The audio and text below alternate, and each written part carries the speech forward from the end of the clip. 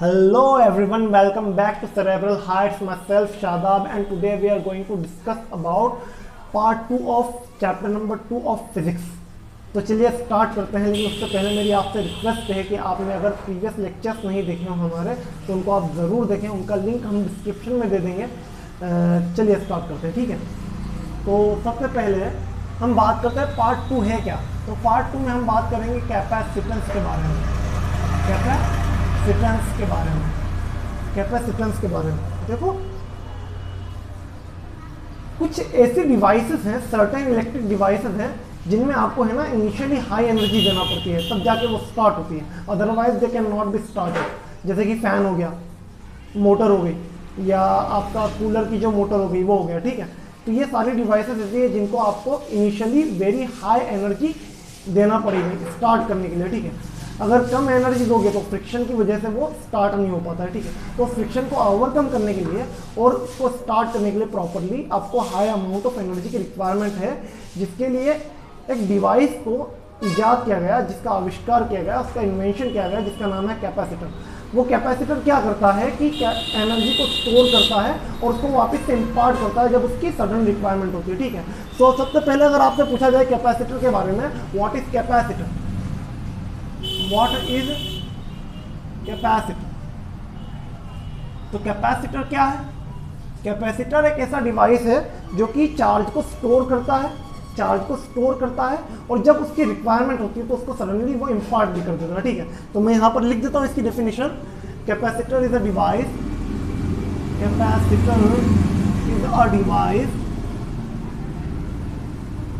That stores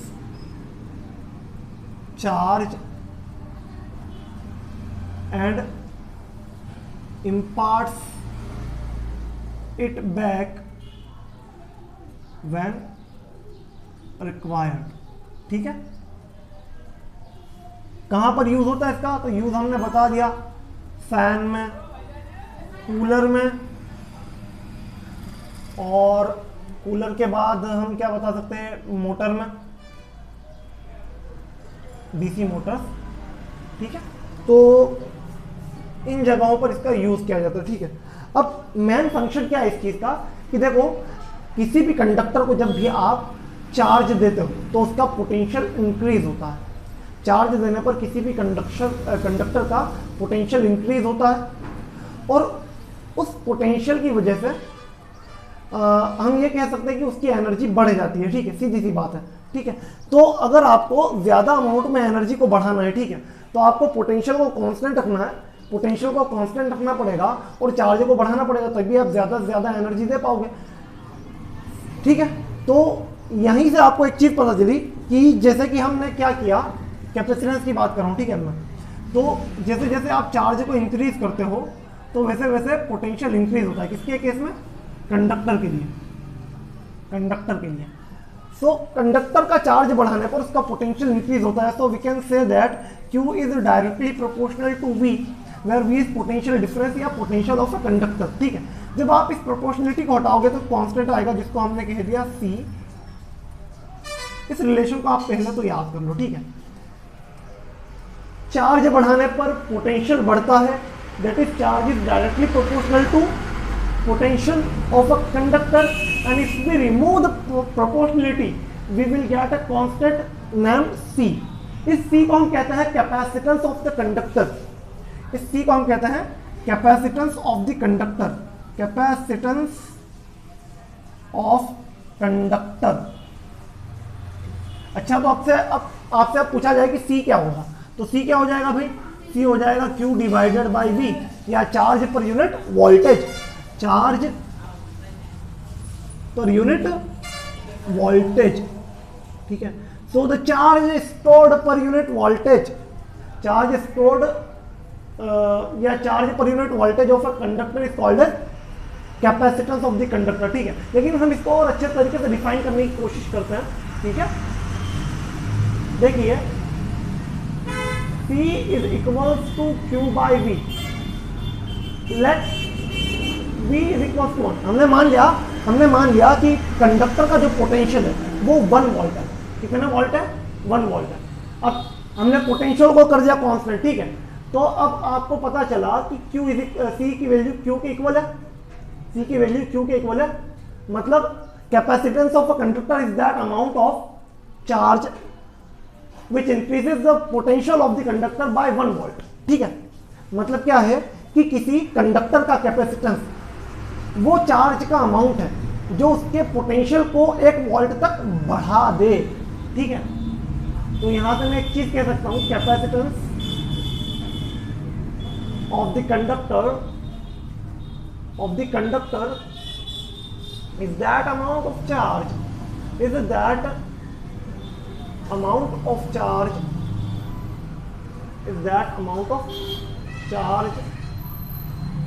which increases its potential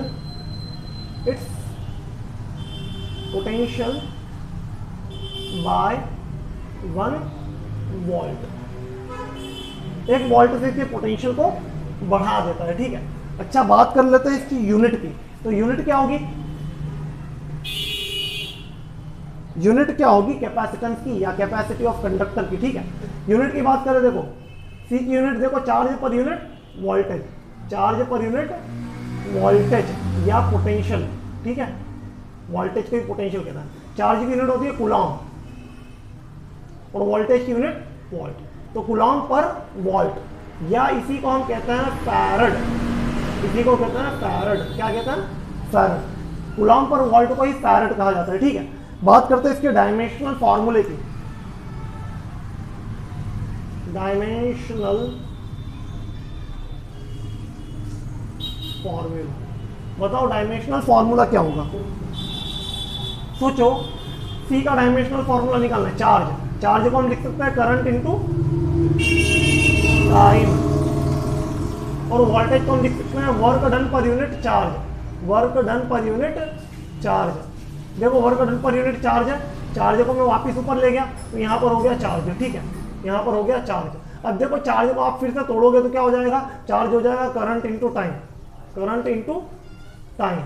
और फिर से आपने क्या वर्क को तोड़ दिया, तो क्या हो गया? फोर्स इनटू डिस्प्लेसमेंट, ठीक है। अब डायरेक्ट आप यहाँ से डायमेंशनल फॉर्मूला लिख सकते हो ना। देखो तो क्या हो जाएगा इसका? करंट के लिए लगता है ए, टाइम के लिए लगता है टी, फिर करंट के लिए लगता है ए, टाइम के लिए लगता है टी, फोर्स के लिए लगता है एम एल टी की पावर -2, और डिस्प्लेसमेंट के लिए लगता है एल। सॉल्व कर लेते हैं इसको, ठीक है। तो देखो मास, फंडामेंटल क्वांटिटी, सबसे पहले मास को लिखा जाता है, तो मास अपॉन में ऊपर जाएगा तो माइनस का 1 हो जाएगा इसकी पावर, तो एम की पावर -1। देखो एल और एल की पावर 2 हो रही, तो एल की पावर -2, ऊपर गया तो माइनस का 2।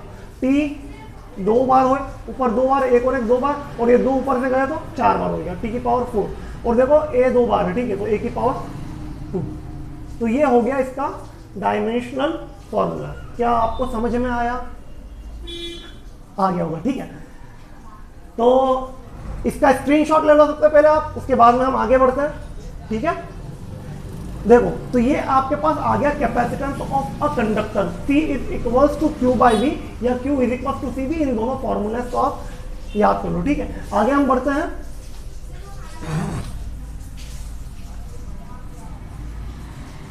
और हमारा नेक्स्ट टॉपिक जो है वो है capacitance of a spherical conductor, capacitance of a spherical conductor, ठीक है। हेडिंग लगा लेते हैं हम, capacitance of a spherical conductor. अब बताओ स्फेरिकल कंडक्टर कैसा होता है? स्फेरिकल कंडक्टर स्फेरिकल जैसा होता है, ऐसा होता है। ये स्फेरिकल कंडक्टर हमने मान लिया, जिसके ऊपर चार्ज कितना है? Q चार्ज है। कितना चार्ज है? Q चार्ज है, ठीक है। कितना चार्ज हमने मान लिया, ठीक है। तो इसकी सरफेस पर पोटेंशियल का भी हमको पता है। पोटेंशियल कितना होगा इसका? KQ बाय, अगर इसकी रेडियस R है तो इसका पोटेंशियल कितना होगा? KQ बाय R, ठीक है, ठीक है। इतना हमको पता है, चार्ज हमको पता है, पोटेंशियल पता है। क्या C निकालना आसान है? Q is equal to CV, ठीक है। तो हमको यहां से बताओ कैपेसिटेंस का फॉर्मूला। कैपेसिटेंस क्या होगी? C is equal to Q by V। बस V की वैल्यू रखो आप यहाँ पर।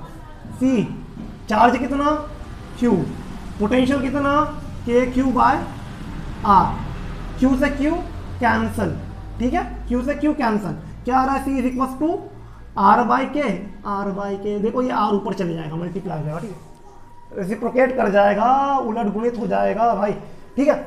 अब देखो फिर से R की जगह पर R रहने दो, K की वैल्यू को चेंज करते हैं, K की वैल्यू रख देते हैं, ठीक है। तो C is equal to R की जगह पर R, K की वैल्यू होती है 1/4 pi epsilon nought into epsilon R, where epsilon R is relative permittivity, या यहाँ पर डाइलेक्ट्रिक कांस्टेंट का भी यूज किया जा सकता है। इस पूरे टर्म को ऊपर लेके जाएंगे तो क्या हो जाएगा भाई, 4 पाई epsilon not epsilon R into R। यह है capacitance of the conductor, spherical conductor, capacitor of A spherical conductor, capacitance of A spherical conductor. देखो इस पूरे डेरिवेशन में आपको कहीं भी वोल्टेज और चार्ज की वैल्यू नहीं दिखेगी। कहने का मतलब यह है कि capacitance is independent of voltage and charge, ठीक है। कैपेसिटेंस जो है वो पोटेंशियल और चार्ज से इंडिपेंडेंट है। तो किन चीजों पर ये डिपेंड कर रही है, अब इन चीजों को देखते हैं, ठीक है। तो मैं यहां पर लिख देता हूं ये सारी चीजें भी मैं यहां पर लिख देता हूं। देखो पहली चीज, capacitance of a conductor is independent of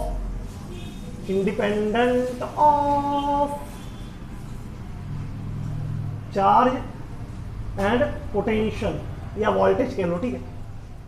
तो डिपेंड किस पर करती है, डिपेंड्स ऑन, देखो क्या R के डायरेक्टली प्रोपोर्शनल है C की वैल्यू, मतलब मीडियम पर डिपेंड करती है, ठीक है, मीडियम पर डिपेंड करती है। तो डिपेंड किस पर करती है, पहले तो साइज कहा ना मैंने, साइज पर, साइज ऑफ कंडक्टर पर, जितना बड़ा साइज उतनी ज्यादा कैपेसिटेंस।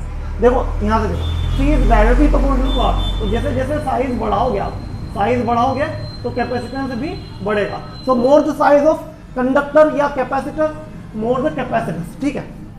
बात करते हैं सेकंड क्या चीज पर डिपेंड कर रहा है, मीडियम पर, ठीक है। देखो मीडियम चेंज किया तो यहाँ पर रिलेटिव परमिटिविटी की वैल्यू चेंज होगी, मतलब मीडियम पर भी डिपेंड करता है, ठीक है। और तीसरा किस चीज पर डिपेंड करता है, ये मटेरियल ऑफ द कंडक्टर पर डिपेंड करता है, मटेरियल ऑफ द कंडक्टर पर।